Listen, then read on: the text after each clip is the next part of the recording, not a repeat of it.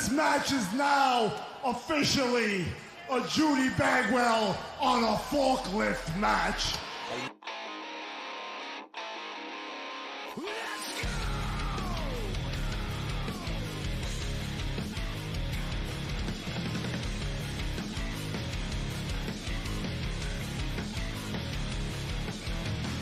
Broken, thankless, push you down, open. It has been a very long time since I have been live on a Wednesday night. Normally, I would be watching AEW Dynamite tonight, but it's the holiday season.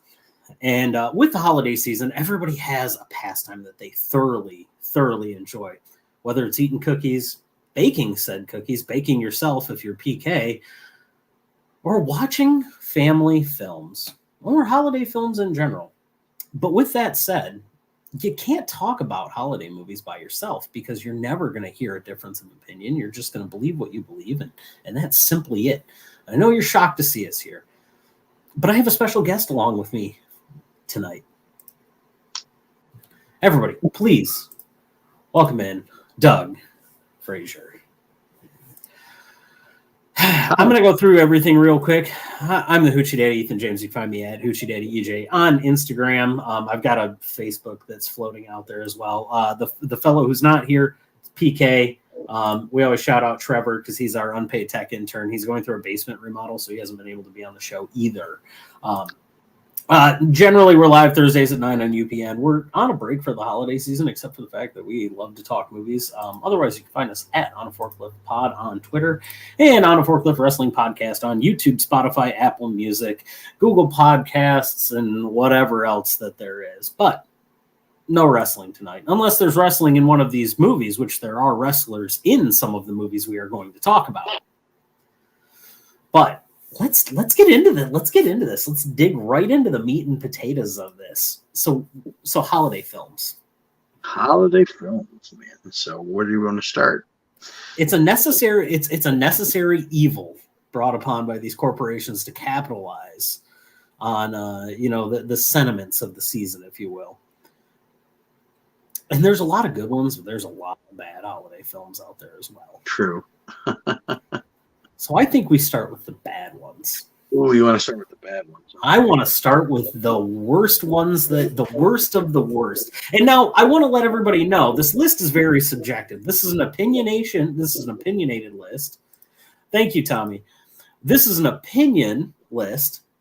This is not fact, unless Doug says it's fact, that I'm not arguing with him because he's terrifying or he knows terrifying people. But let's get into it. Bad holiday movies, but ones that are so bad you have to watch them. Okay, so I'll start with Santa's Sleigh. Went right for the goal. Featuring our favorite Bill Goldberg. I remember going into that movie with very, very low expectations, and I was not let down, but I had fun watching, especially the opening scene, and the dinner table scene when he's just slaughtering everyone. Like, that was way too fun for me to start off with, and I'm like, okay, now I got to watch the rest of this stupid movie. Like, I am, but that falls into that campy category. Right. And most wrestling movies do. Your See No Evils, you're The Condemned, the things like that. They fall into that movie or to that line of short of like They Live, I guess, and which I thought was a very good movie that featured a wrestler, but wasn't prominent because of Roddy Piper being a wrestler. It was just a very well done movie, my opinion, anyway. But they just all seem to kind of turn out like that. You just think, hey, you're getting an action star. This one's going to bring a little bit of heat, I think. Maybe not from you, but from some people. Okay. Reindeer Games. I think Reindeer Games is not a good movie, but you have to watch it. Yeah. That was during a time period, too, when Ben Affleck had quite a polarizing public reaction half the people liked him, half the people hated him. That kind of. Well, what a run. He was on a run, too. Like, there was right around the time that Reindeer Games came out, you almost couldn't touch Ben Affleck in regards to the things that he was putting out. It's a la like a Will Smith or Dwayne Johnson the last couple of years. It was just hit after hit after hit after hit. And unfortunately for us, unlike a Brad Pitt, who is slightly more selective in his movie choices, or like a George Clooney type, Ben Affleck took whatever script somebody threw at him and said, yeah, I'll make it, but in a Boston accent. Sure. Because, I mean, looking at his, because he did fantastic movies. Like, he had Argo and The Town and movies like that I thought, Gone Girl, that were really good. And then the Kevin Smith suite of movies, which I don't count as Ben Affleck movies. He just happens to be a bit player in a larger ensemble that's really fun. Well, except for like Chasing Amy, because he's like the main character there, Right. Yeah, I can get along with that. Where is this? I've just pulled up his IMDb just for the funsies of it. No, that's his producer IMDb. I don't want that. I want actor IMDb. So right around the time that Reindeer Games came out, we had Dogma. Okay, so there were some misses in here. Forces of Nature really was not a good movie. Chasing Amy I liked Chasing Amy a lot, actually. I did too. Good movie. Pearl Harbor, which I guess take it or love it or hate it, whatever. Jay and Silent Bob Strike Back, which once again bit player, and then I guess the next big movie he did was Sum of All Fears, which I'm a Tom Clancy fan. Wow. I like the multiple iterations of it. I don't think anything will ever top Harrison Ford's Patriot Games. That's like that and Clear and Present Danger are, to me, those are the best Tom Clancy movies so far. Sure. I think the shows have been pretty good. The one with Jim from The Office, that's solid. Except they shot a dog in one scene, and I'm just like, oh yeah. I like John Wick, but I don't watch the first 15 minutes of the first movie. Understandable. But then we got into things like Geely. So you can go Geely, Man About Town, that was bad. And then he just kind of played bit pieces, and their Smoking Aces doesn't get enough love. Anyway, enough on the Ben Affleck train. I'm going to let you get to your next movie that's so bad it's good. Jeez. Not so bad it's good. So bad you have to watch it, though. I'm blanking right now. Come back to me. You do another one, I'll think. Christmas with the Cranks. Okay. So hot on the heels of like Tim Allen being, Home Improvement and Buzz Lightyear and everything, there was this idea that anything Tim Allen touched was going to be gold. And we found out real quickly that that Joe or whatever movie that was that he was in, not good. Shaggy Dog, not good. Wild Hogs was funny, but not because of him. William H. Macy and Martin Lawrence carried that movie, as far as I'm concerned. It was not for the two biggest stars in the movie why that movie was any type of entertaining. And it just was not I felt like every single thing that has had that was with him, right? Christmas with the Cranks, that was him. Okay. Because I'm thinking, what's the other one with Vince Vaughn that's just like meh? There's a Christmas movie with Vince Vaughn. There's a few with Four Christmases. Four Christmases. He also did that Fred Claus movie he did. Yeah, I mean, Vince Vaughn's also another guy who has lots of highs and real low lows. Looking at you, Psycho 2. I threw up a little bit in my mouth thinking about that movie. But yeah, Christmas with the Cranks, they were just trying to capitalize on the Toy Story, Home Improvement, like whatever you could get out of Tim Allen at the time. That's what they were going for. Maybe capture a little of the magic of the Santa Claus. So, not sure, but right. Ooh, okay. I got one too. I'm dipping back into horror for this, but Black Christmas. It's so much fun though. It is, but it's terrible. Like it's not. It is even not. in the It realm is. of horror, it's kind of like bad, you know. It is But it's not fun. good. No, but it's fun. Which is the important thing. Yeah, Like at the end of the day, that's the nice thing about holiday movies is it doesn't have to be good. Not everything has to be a White Christmas or a It's a Wonderful Life, which dark and demented as that movie is. Not everything has to be that. It just has to be somewhat enjoyable. sure. Which brings me to my next movie. There's a movie that my wife absolutely fucking hates and will not let me watch. Well, El Camino Christmas. I don't know if you've ever seen this. I think once again, is this another Tim Allen movie? I think this has got him in it. No. No, it is. Yeah, it is a Tim Allen movie. It's got him, Kurtwood Smith, Dax Shepard. He like lives at like a diner gas station thing. There's a hostage situation. It's kind of fucking wild. Yeah, it came out on Netflix like 6 years ago or something, and I watched it, and my wife just goes, "That was literally the worst 2 hours of my life." I don't know why. Yeah. So I don't think it was. I personally don't think it was that bad. Kurtwood Smith and Dax Shepard, they play cops that are like watching this whole thing happen, and like they're part of like the group surrounding it. It's not that bad. Okay. I'm probably lying because it's probably just time has gone on, and I'm like, oh, it wasn't, it wasn't that bad. I've seen worse.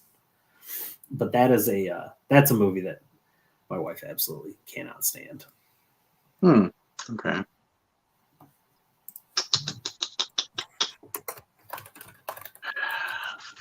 I'm trying to think of any more that are like so bad that they're good. I think that's the hardest list for me to come up with, to be honest. I have one more because it's Okay. exceptionally awkward in regards to this. It's almost Woody Allen levels of awkward. Have you ever seen Uncle Nick with Brian Posehn? So, Brian Posehn's the like kind of the metal comedian. I know who he is. Yeah. So the movie, he plays the weird uncle, right? Okay. And you think it's a comedy going into it, and it is not a comedy at all. It's really more of like a character study into like what the holidays can do to somebody that's very lonely, that's been alone for a long time, that doesn't have anybody to rely on. Okay. And there's some hard watch scenes in the movie. There's some really awkward interactions and stuff that if you're not good with like that kind of thing, the movie itself is horrible. Like the writing is not good, but the situations that they put or that people are put in during the movie are have to be very relatable to some people. And that's the only way that I can feel like that was written. It doesn't feel like it was one of those movies that was written for a shock value. It feels like a movie that was written based on an experience that somebody had, and they needed a way to like tell people about it that weren't their therapist. Okay. Yeah, I'm trying to think. I can't think. God, who else is in this? I just looked it up. Missy Pyle's really the only other actor of like Paget Brewster, I guess.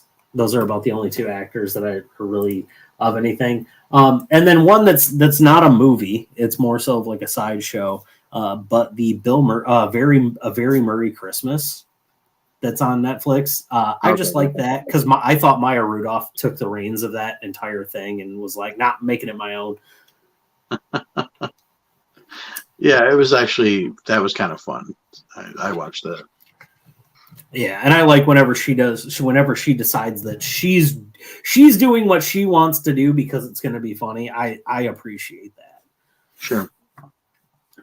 So, yeah, I mean, Santa Slayer, you really knocked it out of the park with the first one there. You can't.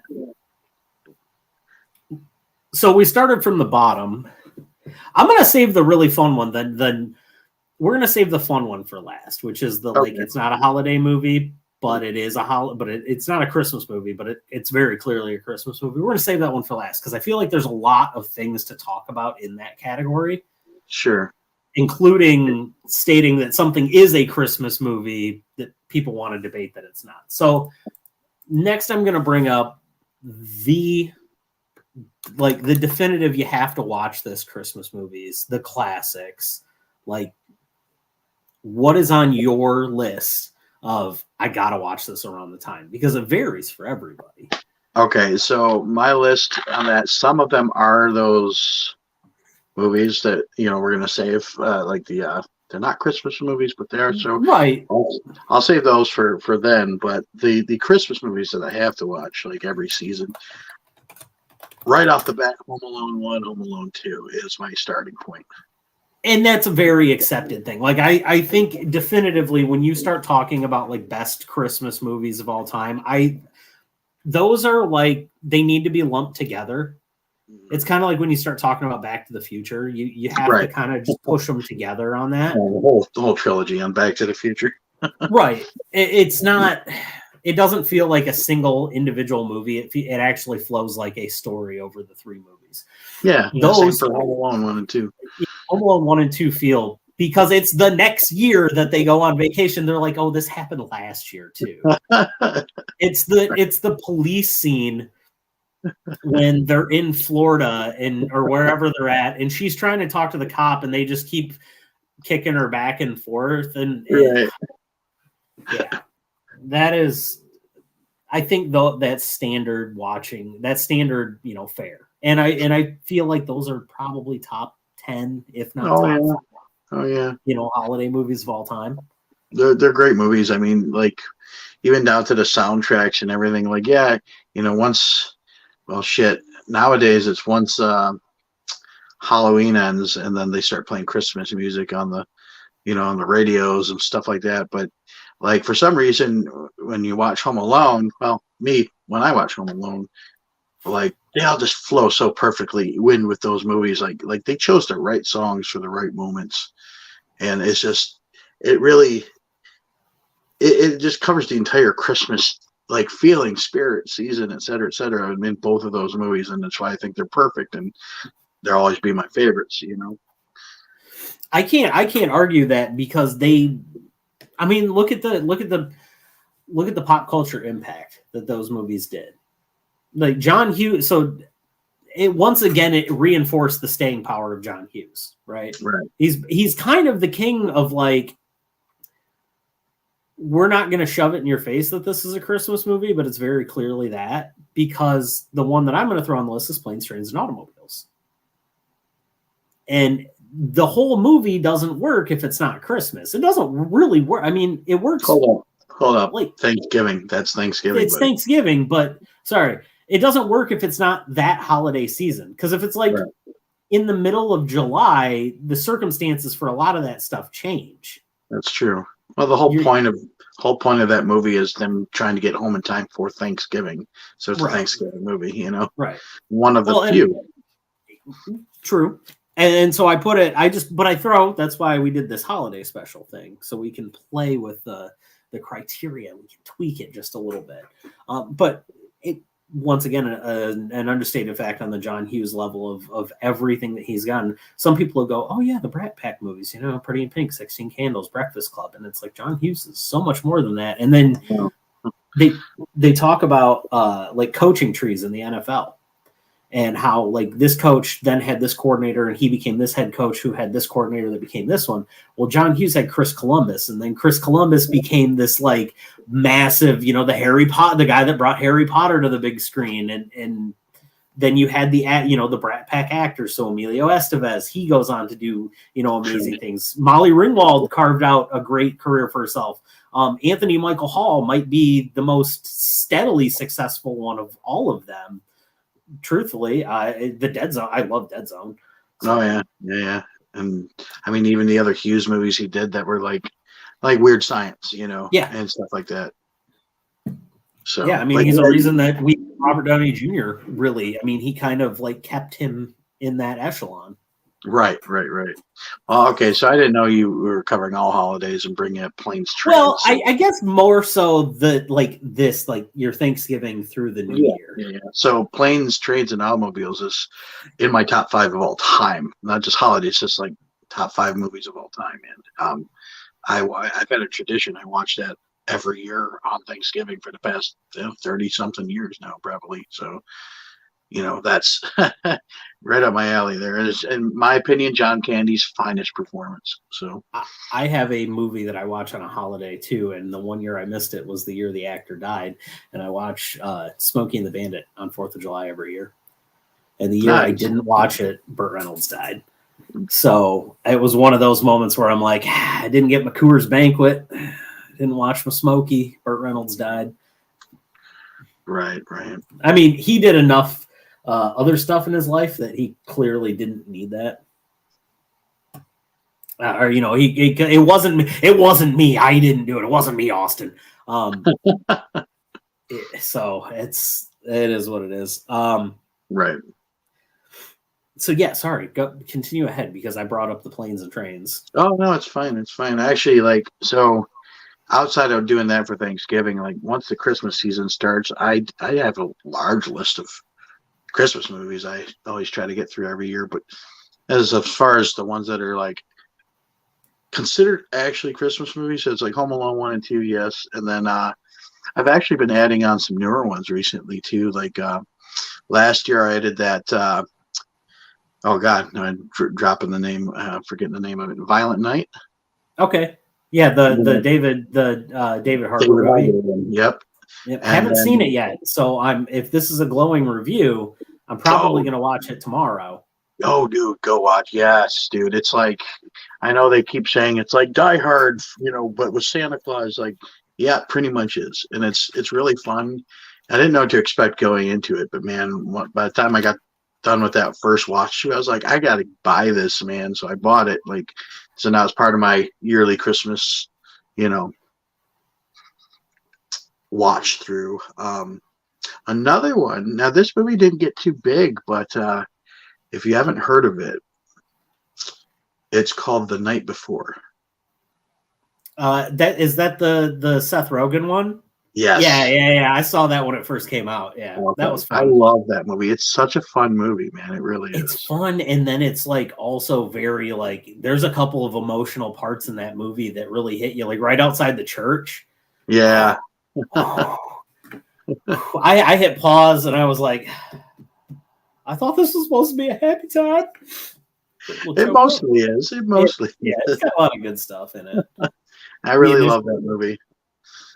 The initial run into the nightclub was into the nightclub in the warehouse thing. That really started it off, and then from there it just keeps. And Anthony Mackie's fantastic too. So yeah, I mean they all are in my opinion. Seth Rogen, Anthony Mackie, Joseph Gordon-Levitt, they're all they kick its ass, man.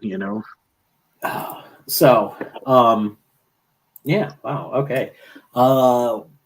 One that has actually, for some reason, this year and last year has really taken off, and maybe it's just my age category for it. But the Muppets Christmas Carol. Yeah. All right. Fair enough. Yep, that's a good one. My wife watches A Christmas Carol from 1938 every year. That's hers, the black and white one. She always watches that, and so we started watching the Muppets Christmas Carol because No Cheeses for the Mises, Rizzo, a very good, but also very faithful retelling of that also. And I love the Marley and Marley song. That's one of my favorite musical bits from an entire thing. And I like that they were able to work in Marley's and work in the actual Muppet world around, Dickens's novel. I thought that was very and it was tastefully done too. They didn't do anything to take away from what A Christmas Carol was to make that happen, which is what happens in some movies. It's not my favorite Muppet movie, however. That's Muppets Treasure Island, and it's because Tim Curry's in it. But yeah, it's Muppets Christmas Carol. It's an easy introduction movie to Christmas movies for kids. Right. Not one of the regular actual Christmas movies. Mm-hmm. So it gets their attention. I enjoy it. I think it's up there on the list. Oh yeah, it's really fun. Another one I always got to watch, Jingle All the Way. I love Phil Hartman. Phil was great, man. It's terrible what happened to him, but Jingle All the Way is a fun movie, though. It's certainly cheesy at times about certain things, but for the time it came out, it was really fitting for that time era. And Arnold Arnold was like, I think he was pushing his comedic tones as far as he could in this one because, look at his other comedy movies he's done in the past before, like Twins or Kindergarten Cop, and blah, blah, blah. Like his comedy was a little more subtle. Yeah. And this, he goes crazy in Jingle All the Way. And it's actually really fun to watch, in my opinion. I can't even do it. The reindeer bit where he's keeps repeating it to himself as he's running. That I love that. I love Phil Hartman being sleazy. Hey Liz, how's it going?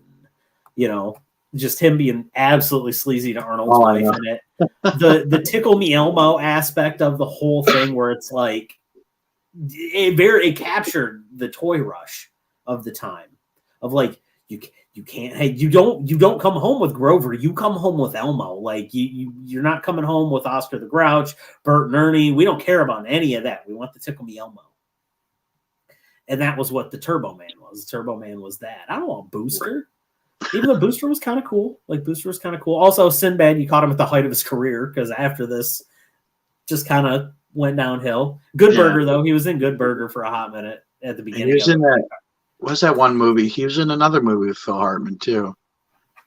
I forget what it's called right now, and I used to watch it a lot, and I loved it. It's where he pretends to be Phil Hartman's like high school friend or something like that, and they haven't seen each other in years because Sinbad's like running from people he owes money to, and he ends up staying with Phil Hartman for a while and his family and everything, but he's not the actual guy. Oh, the nice thing is, huh? Oh, I was gonna say the nice thing is you can always go and look at Phil Hartman's IMDb, and it's not very long. Actually, it's a rather lengthy IMDb for somebody who's been gone from us for a while. I'm trying to remember the name. I know what movie you're talking about too. Yeah, I'm drawing blank on the name of it. That's not me. I usually know the names of everything. So. Was it House Guest? House Guest. Oh, yes, that was it. Yeah, that's it. That's a fun movie. That's it. Yep, I remember. Oh man, he was in another. He always had just that like nice little bit piece. Sergeant Bilko. Speaking of Steve Martin earlier, Phil Hartman. Also Anakin Skywalker. His first like big on-screen role was in Jingle All the Way. Jamie. Well, this poor kid. I mean, he eventually got like busted for some. He did some stuff. I can't remember what, but he grew up to be pretty much troublemaker for real. So, yeah, I mean, when you're thrust into the spotlight like that, like the stardom is not the life for kids like that. Like, well, I think for him it went beyond that because the people that hated the child Anakin and were like going after him and making him feel like shit for it. Like, yeah, I mean, I could imagine a kid going a little nuts over that, That's to me, and I know that wasn't the birth of the internet troll, but that felt like that was the real tipping point of where it became public access to just razz these kids. And it's not their fault. Like, let's be honest here. The writing was not good. You could have had the best actors in the world, and you did have two of them in Liam Neeson and Ewan McGregor, and they barely pulled out being good on theirs. And now we see things like Ahsoka, and we see what Hayden Christensen does with good dialogue, good lines and everything, and it's a redemption story. It's fantastic. He's the bad guy as Vader, and you're like, he's doing so good though. I can't be mad at it. And then he's got the good side of Anakin as well, the Force Ghost. But yeah, I could go on for Star Wars forever, and I'm not going to. Yeah, back to let's get back to the holidays. Jingle All the Way. That is on your list. I'm gonna skip over one or two of them because I feel like they've been talked about so much. And that's Elf. Elf is one of them. It happens every year. Then begrudgingly, I watch The Christmas Story every year.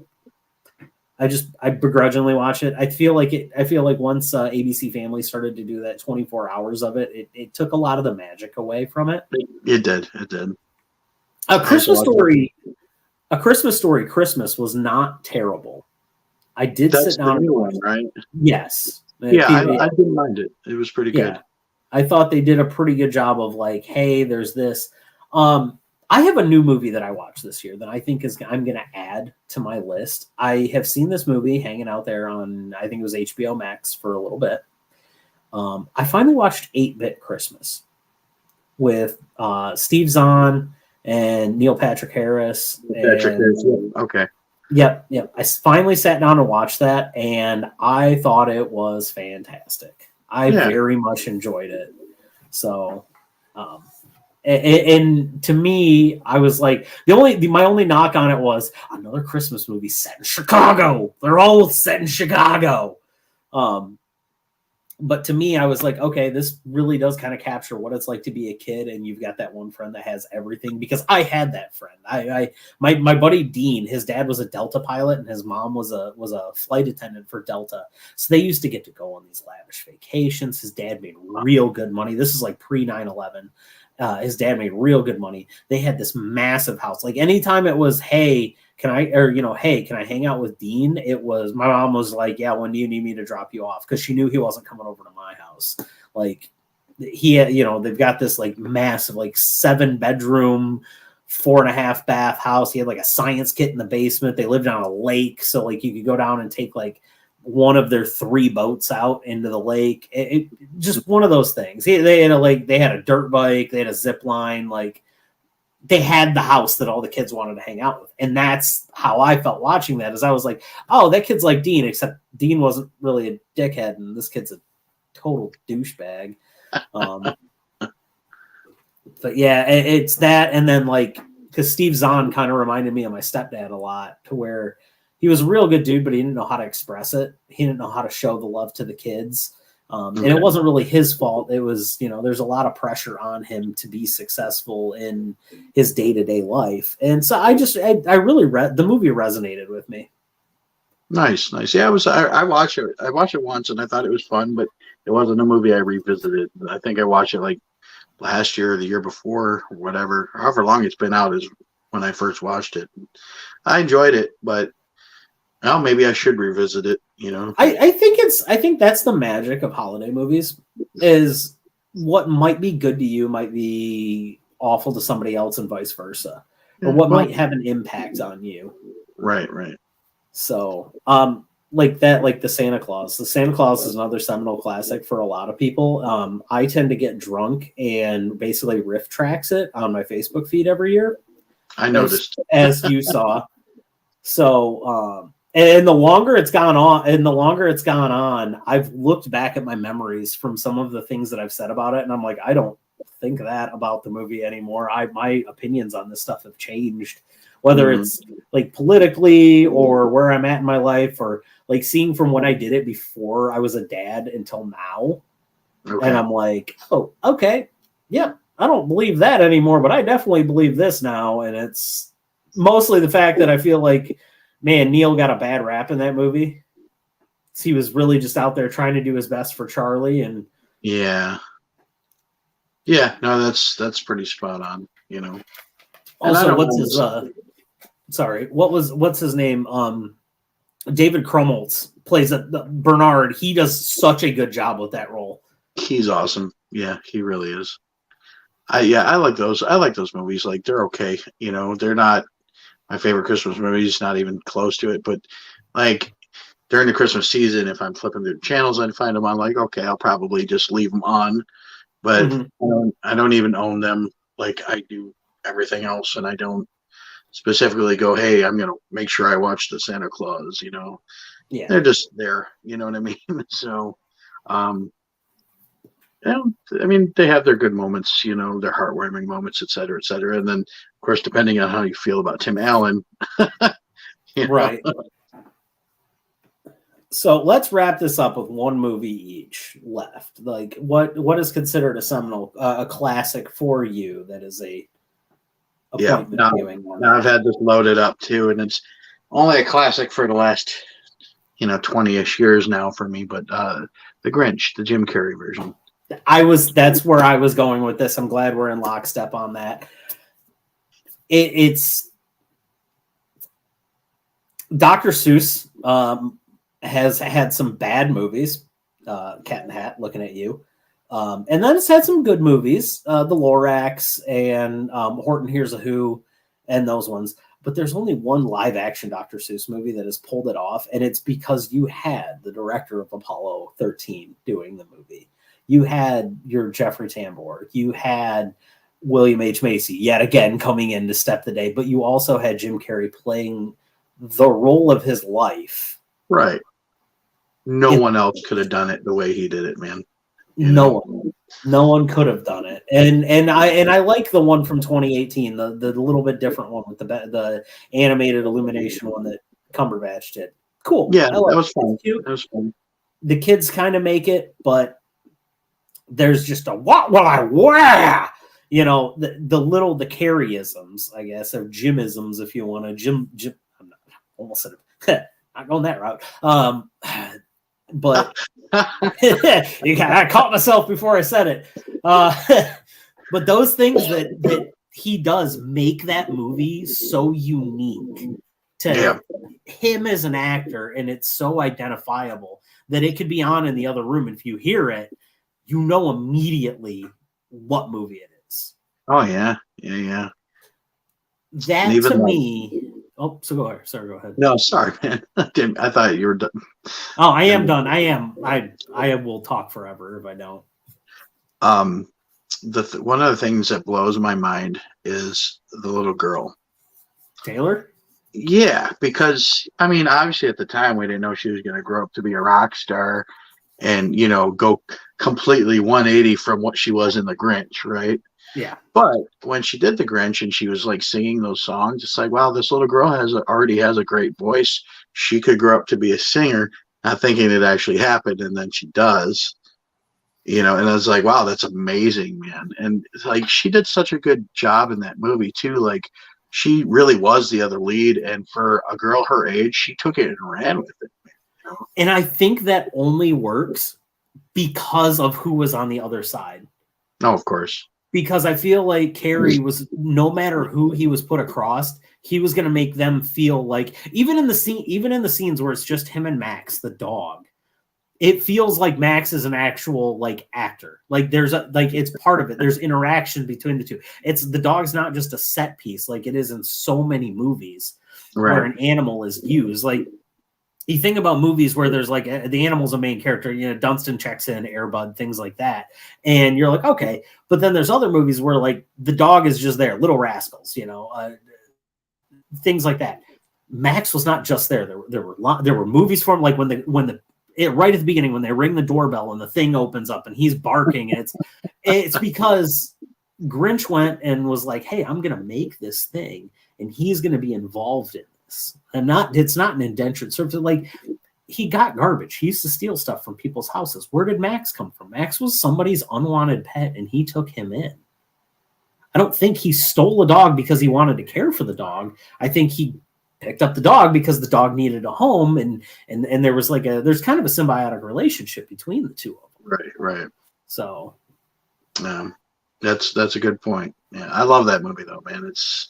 It was perfect in my opinion. You know, for taking what was originally, I mean, a children's book, and then there was the animated version, the original one that was like not even a half hour long, maybe. Yeah, I think it's like 28 minutes long or something like that. Something like that.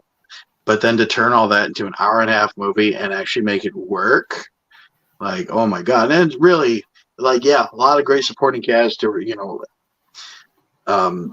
directors, crew people, like blah, blah, blah. Like it all came together. It was great. But Jim Carrey, like if it wasn't for him, that movie probably would not have.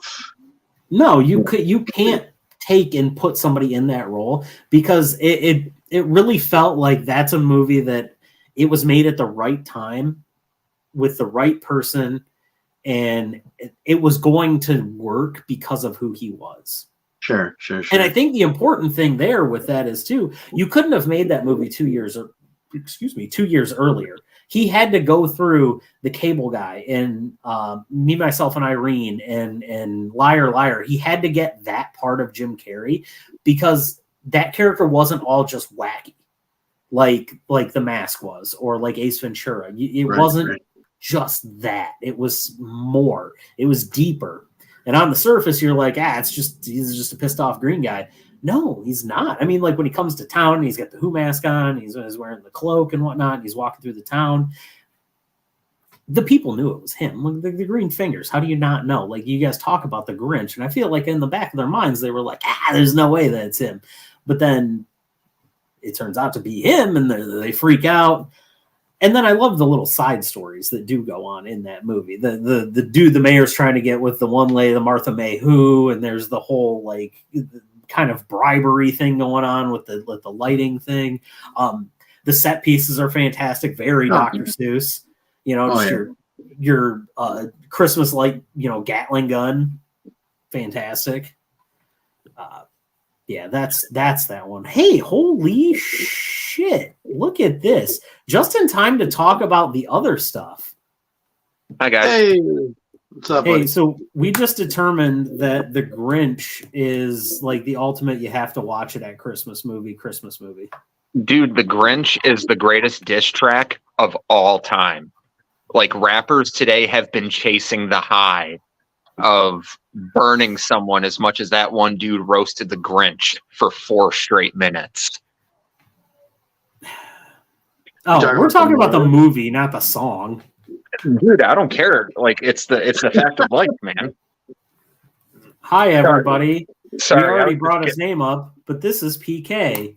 Sorry. Welcome back to On a Forklift. Yeah, I'm currently, as you see, I'm not in the apartment. I no longer live there. All of my stuff is currently in Ethan's basement. Yeah. Well, his podcasting stuff, not all of his stuff. We're trying to leave shit at my house. Yeah, well, the podcasting stuff makes sense. Yep. So you joined right at the right time. So the last part of our 3-part lists here, or 3 parts. These are movies that are not directly Christmas movies, but very much are Christmas or holiday, but they're very much Christmas movies. Also, nod to 8 Crazy Nights from the last one. I watch 8 Crazy Nights every time. I don't want to leave that out. That's a fun movie. I hate that movie. What? I know you do. Yeah. I can't. Joy. Like, I don't like the Goofy movie. I don't like, God, what's... Don't worry, I removed him. Hocus Pocus is another one I don't like. Who are you? You're gonna get Jamie out. Listen, I'm not a fan of nostalgia in movies, like especially when it's done wrong. And those Are you movies sure you should be here this week? Well, like Jingle All the Way, I can be nostalgic for because it's not trying to be a nostalgic movie. It's just a product of the times. I remember my dad being a Power Ranger, like us being Power Ranger kids, and he said every time a Megazord got destroyed, I thought about doing coke because of all the Power Ranger shit I'd have to buy again. Good Lord. But go on. I'm sorry. No, so the last part of our list, it's Christmas movies or holiday movies that aren't directly that. They aren't marketed as that, but they take place at the right time. They serve that purpose. And I think we all have the same ultimate one. We're going to go Die Hard, right? Yes. I mean, at least I know up here. I got the power. I love Die Hard. I love all of them, honestly, except the 5th one. I love the first 3. After that, I was saying. Yeah. Well, so specifically, though, when it comes to the Die Hard series, 1 and 2 are Christmas movies. Yes, they are. They all that stuff wouldn't take place if it wasn't on Christmas Day, or Christmas Eve or whatever. That was the whole plot. Right. Was that these guys were taking it on Christmas Eve or Christmas Day or whatever it was. Because I haven't seen Die Hard in a couple of years, if I'm honest with you. Well, come over Saturday because we're watching it. We'll see. I close that night and I open on Christmas Eve to spend time with the other family that has brought me in. But yes, Die Hard is a fantastic Christmas movie. It's a top tier, like not directly. It is the top tier, not directly Christmas, but Christmas movie. Right. Let me drop one on you guys because this one I was trying to decide what list it went on, either this one or the last one. But Gremlins. Christmas. I think it goes. I think it goes on this list because it's You not think so? directly that. but Right, it right. fits. It's a movie about the Gremlins. It just takes place on Christmas. Mhm. Hey, Oh. hey, baby, what's your favorite Christmas movie that is not directly Christmas? Oh, so like not Elf. Not Elf. No. Okay, that's not actually the movie. She's playing Turf Wars right now. I don't know what's a Christmas movie that's not currently Christmas. Like- Like Die Hard. What other movies did you guys have listed? I mean, we just started this list, so not any at the moment. So it's like movies that like have a Christmas thing in there, but it's not necessarily like it's not okay. So I'll give you one. Oh, I got one. Harry Potter and The Prisoner of Azkaban. That's fair.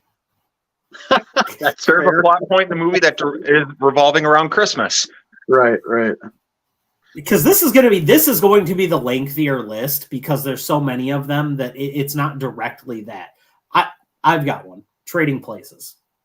Fuck yeah. Yeah. Trading Places is not a Christmas movie, but it is a Christmas movie. It, Dan like, Aykroyd dresses up as Santa for God's sakes. Like, might be Dan Aykroyd. This Trading Places might be Dan Aykroyd's best role. It's either that or Elwood Blues. oh, how are you not even talking about Ghostbusters in that conversation? man? Yeah, that was gonna be my. I'm all aboard Because I feel like the Ghostbusters thing was more of the ensemble part of it, and he needed the other people to play off of to get the character because they all played a different kind of character. It's the him and Bill Murray show. Shut the fuck up. The other Pretty two were much. just like, we're here. But Dan Aykroyd was so good in Ghostbusters, man. You know. I'm not like discounting that, but I'm also not saying like Great Outdoors was his best, even though he's opposite John Candy. Look, y'all are gonna hate me, but when it comes to him, I'm a avid defender of Blues Brothers 2000. 2000? I mean, I like 2000, but I'm an avid defender, and especially it's one of the best soundtracks in movie history. okay. What? Okay. Like a movie soundtrack, I could listen to that shit all day long. All right, how about this for Dan Aykroyd then? If you guys have even heard of it, because not many people have for some reason, but Nothing But Trouble. I haven't heard of that one. I haven't. Okay, No. when you guys both want to watch like one of the weirdest movies ever made that has Dan Aykroyd, Chevy Chase, Demi Moore, John Candy. Jesus. Yeah, it's weird. Like, be prepared. Welcome to the early 90s when there were all kinds of those movies hanging out there, but then nobody remembers them. That's another movie that gets lost unless you're in like a group of film friends is Best in Show. I Like, love Best in Show. Best in Show gets lost on stuff, and it's fantastic. Eugene Levy's a riot in that. Oh yeah. I'll say the only reason I know that movie is because of the 24-hour Comedy Central marathon they'll run the same day as the dog show. Oh man, no, I've never seen Nothing But Trouble. I'm gonna have to. It's got a 12 on Rotten Tomatoes, so that's gotta be. It's gotta be awesome. It's terrible, but in a good and weird way. But just like so you can see, like this is like again, this isn't my place, but if I have a place, this is going to be decor here. But like, that's the kind of movies we support in this household. We support family. Terrible. Like, I got another bad movie for you. Speaking on the Dan Aykroyd. Okay, it's not that bad, but 1941. Oh, okay. I haven't seen that either. With the combination of Robert Zemeckis and Steven Spielberg, you would think the movie would have been, and John Belushi and Dan Aykroyd, you thought it would have been better, and it wasn't. And Blues Brothers was phenomenal, and I'm so glad that happened after that to wash the taste. But I do like 1941 still. Anyway, so What about the greatest Christmas movie of all time, Ethan? Ants. What? Get out of here. All right, so where were we at? So I said Trading Places. We got on the Dan Aykroyd thing. Harry Potter Doug, and the Prisoner of Azkaban is on Doug, that. back to you, because I've got 2 more dialed up that I I got one, and it's actually really fresh for me because I just watched it, and it's a brand new movie. okay. Have you guys heard of a movie that just came out called Silent Night? Yes. I've heard of it, haven't watched it yet. I'm pretty sure it's still in theaters. Like I went Yeah, last weekend. the Joel Kinnaman movie, right? Yes, Okay. Joel Kinnaman. It's directed by John Woo's. I mean, a top tier action director. Like come on, and it's awesome, guys. Like I give my highest recommendation of this movie. It was so good, and one of the things that was killer about it, which I didn't realize going into it, it's pretty much a silent film. Mm-hmm. I'm Okay. gonna have to watch it for that. One of my favorite parts in a recent movie was in The Last Jedi when the sound went out in the theater and I thought it literally broke and it just went to a black and white screen and they launched the transport into the Super Star or whatever the fuck that Star Destroyer was. See, here we go, getting back to Star Wars. So I went and saw every new, like the new trilogy Star Wars with our Goderator LT, and me and him always just got belligerently high before we went and saw this movie. It was always me, him, his wife, and then a fourth person. Like one time we took Tony, the other time it was Yuki and shit like that. But Adam was so high during that he literally thought like everything went mute in the theater. So he was just sitting there going like, "What the fuck is going on? Clinton, can you hear shit?" I was like, "No, man, I can't hear a goddamn thing." As we're fucking talking to each other. Okay, so let me clarify. It's like there's background noise and stuff like that, and action noise and blah blah blah. But like, so the movie, it's a revenge movie, right? Like Joel Kinnaman, him and his son are part of a drive-by gang shootout, and his son gets killed, and he gets shot in the throat and loses his voice, can't talk. So the movie is like from his perspective. And he goes on this whole revenge thing, but he can't talk anymore. So everything he does is all silence. Even like with his wife, like they're signing to each other and writing to each other and stuff like that, but they never talk. So kind of like the Quiet Place. Yeah, kind of. Okay. That's just in a different way. They utilize like the other characters, like the bad guys and the gang members he goes after. Like they utilize them in such a way that they don't need to speak, which I think makes it more interesting. Like I honestly don't think there's one single word heard in that entire movie, which blew my mind. Right? Because I didn't see that coming. And like God, and the action's just like if you like old John Woo movies, especially. It's right up there with it all, If you like something like Face Off or something like that, know. So like this is like a deep cut for it's not a movie, but it's a video game. But I fucking loved John Woo's Stranglehold. That shit was so good. Yeah. God, I ain't thought about that in a minute. I have one, and it's kind of funny because the movie that takes place I can't remember if it's the direct one after that or whatever. Batman Returns. Yeah. Yes, it is Batman Returns. That is a Christmas movie. But Batman Forever is also a Christmas movie.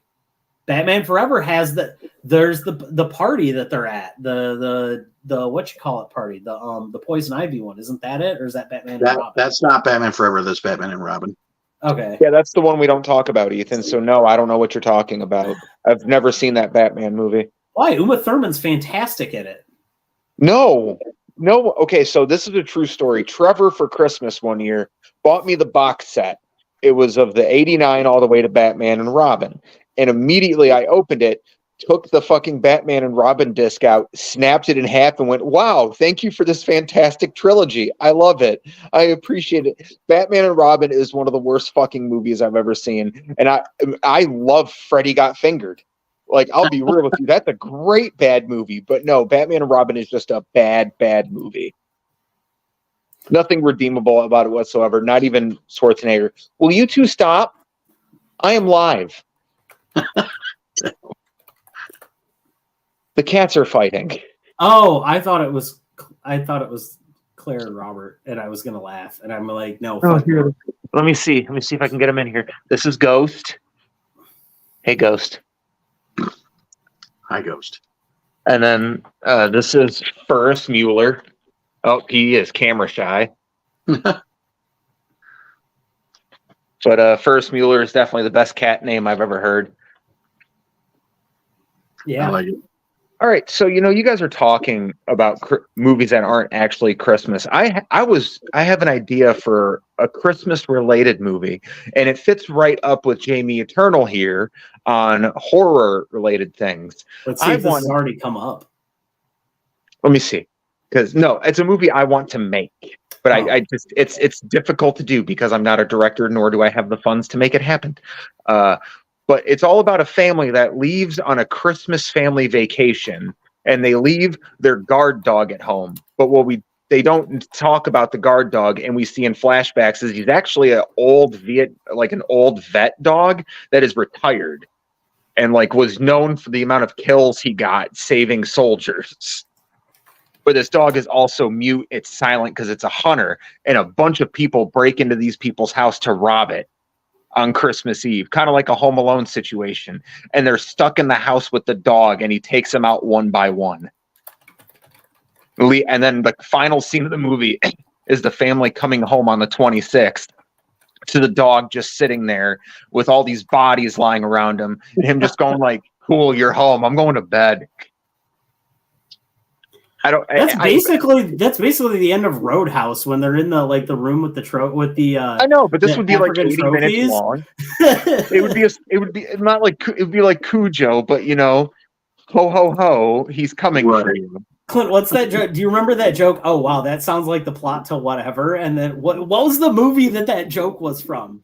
I don't. When you're not interested in it, and you would just go, somebody would tell you something, they're like, oh, I have an idea, and you're like, oh, that sounds like the plot to blank, and I don't remember what movie it was. That sounds a little familiar, but I can't. Kevin knows it. I'm too high and tired to care. Kevin knows it, and he's awake. Anyway, next one, because we've got a couple more that I can think of on this list that we haven't touched on yet. Oh, I'm waiting. I was letting somebody else take the floor because I had said. Okay, I can drop something really weird for you guys, but if you haven't seen it, then it's. You guys ever see Prometheus? Yes. Yeah. The Alien movie? Yes. It's like a prequel to the original Alien series. Yeah, that one was good. The other ones that followed were shit. Oh yeah. But Prometheus, if you pay attention enough to the underlying, it's kind of a Christmas movie. Mm-hmm. Well, in that aspect too, Interstellar is also a Christmas movie. Christmas happens quite a few times during Interstellar. Well, no, okay, so no, I know what you're saying. Most of Prometheus takes place on Christmas. Well, they figure out at some point that hey, it's actually Christmas Day today. Blah blah blah.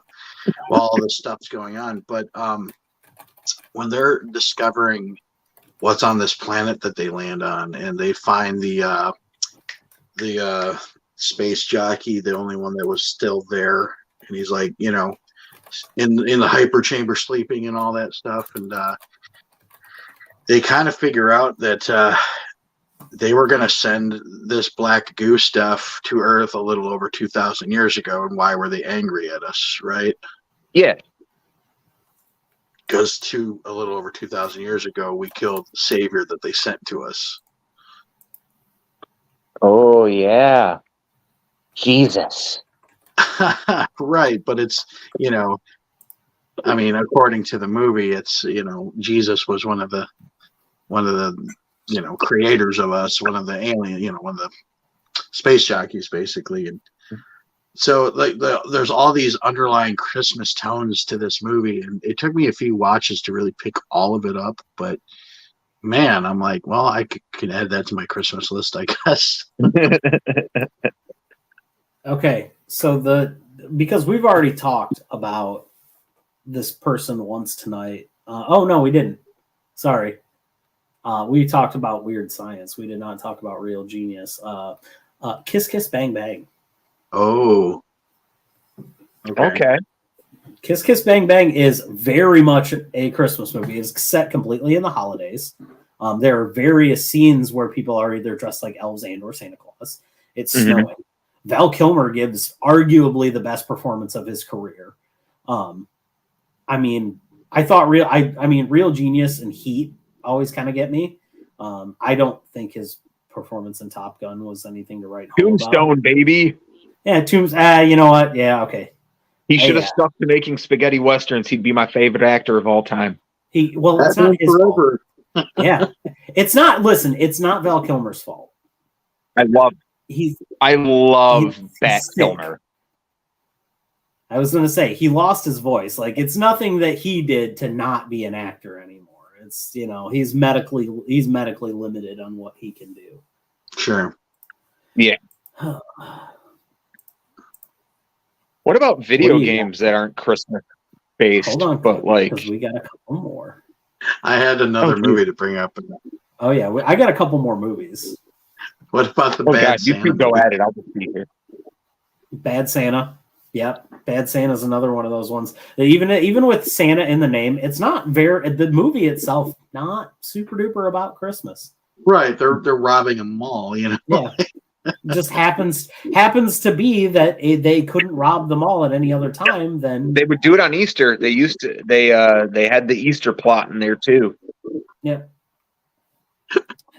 they could have robbed it. The Easter Bunny is down in the food court or whatever it is. What about Nightmare Before Christmas?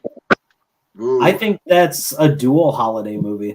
And that's gotta be the only one that exists, right? Yeah, I mean, for the most part, you're covering. Well, it's definitely the only one that covers Christmas and oh, you know what? Hold on though.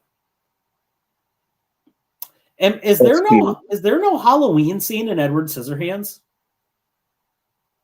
No, because there's Christmas relations in Edward Scissorhands. There we go. So we can add that to the list, but no, there's no Halloween stuff in it.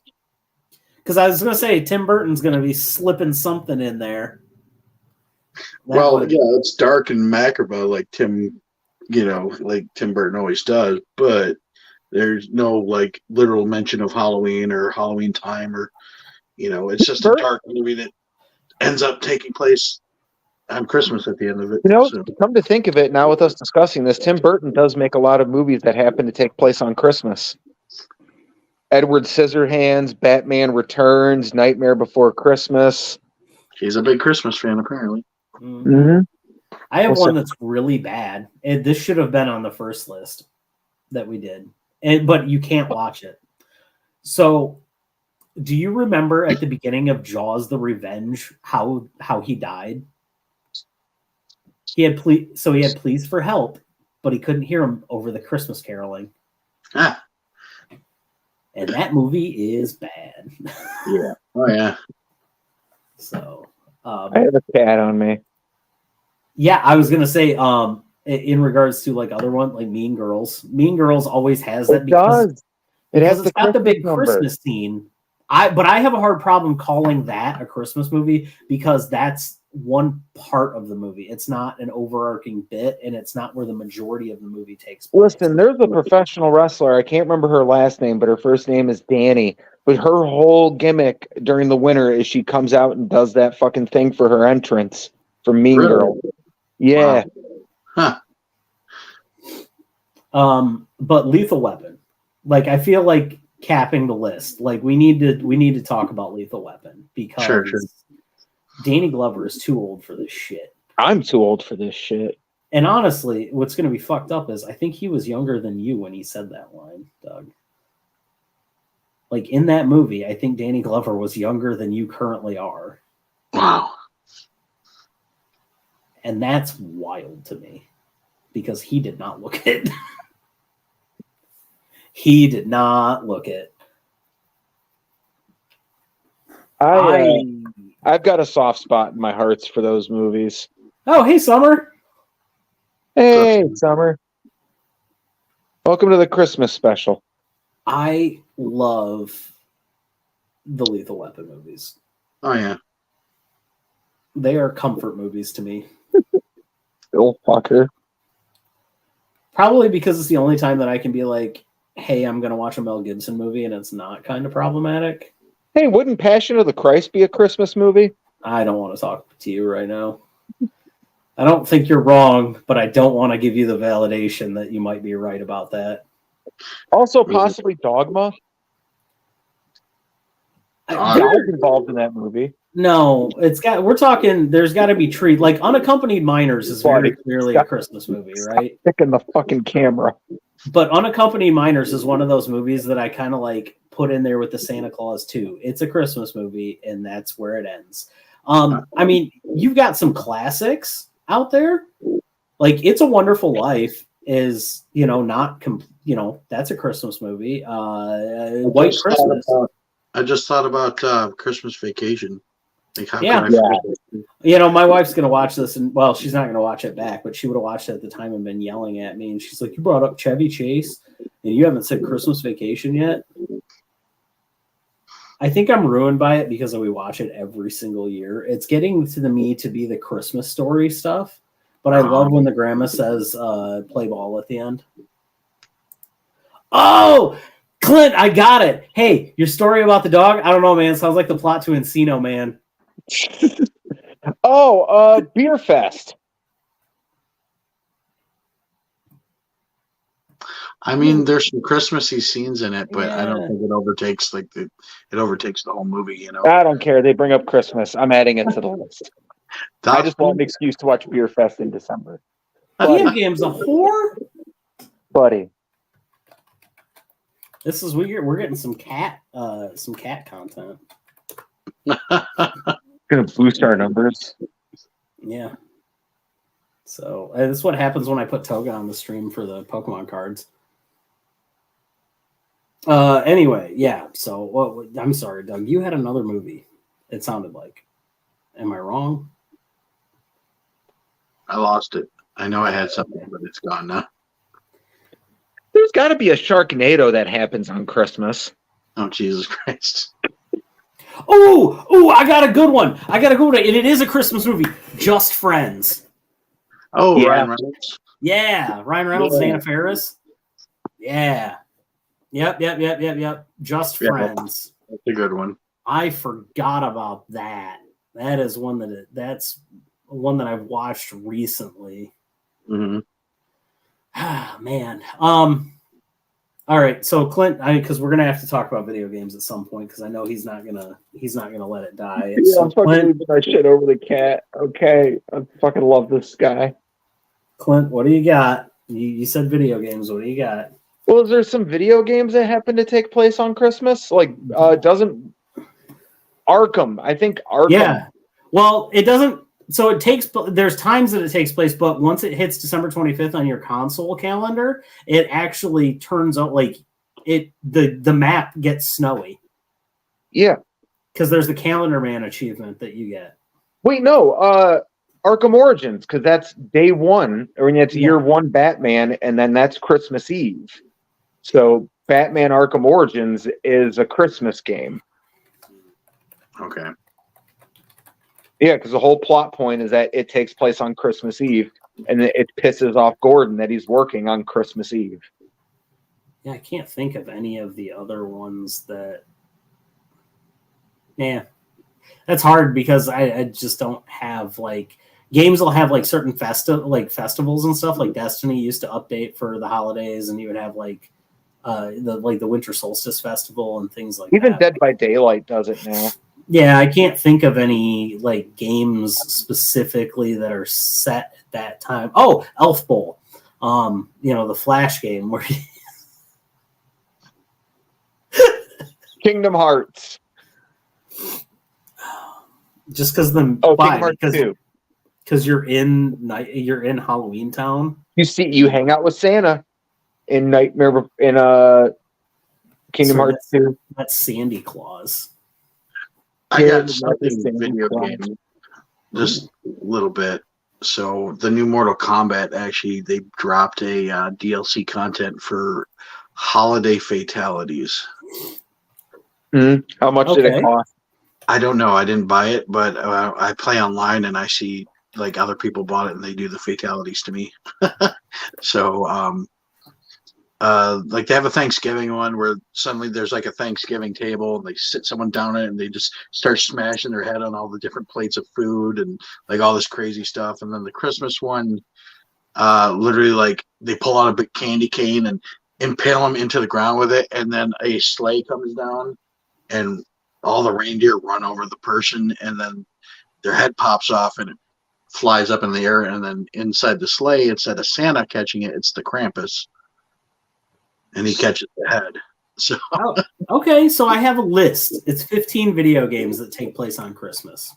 okay, Some of them are just hokey things. They're like, it's the escapist Santa shakedown. Nothing to write home there. Clinton, disappointed in you for not remembering this. The Division doesn't necessarily take place on Christmas, but the virus outbreak happens on Black Friday. mm-hmm.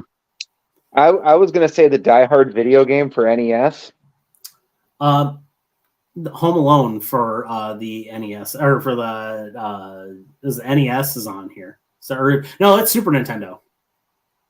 It was still a bad game. Yeah. You do have your one on here. Bayonetta 2 is on here.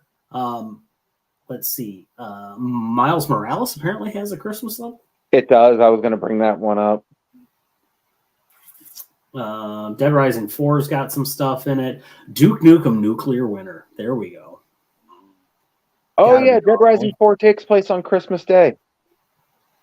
Parasite Eve also happens to take place on Christmas. The actual game is based on Christmas. Okay.